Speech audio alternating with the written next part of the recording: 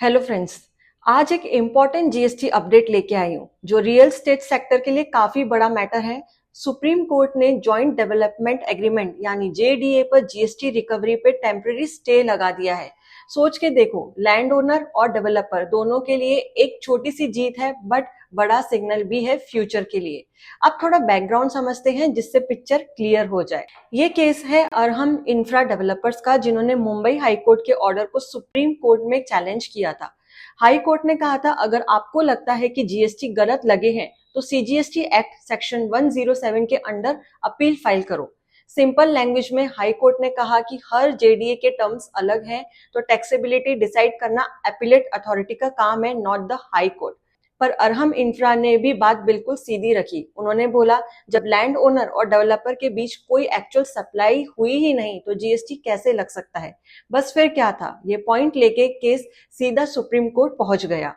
और 13 अक्टूबर 2025 को supreme court में जब सुनवाई हुई तो कोर्ट ने गवर्नमेंट को 4 हफ्ते के अंदर अपना रिप्लाई देने को कहा और जीएसटी डिपार्टमेंट के 27 जनवरी 2025 के असेसमेंट ऑर्डर पर फिलहाल स्टे लगा दिया।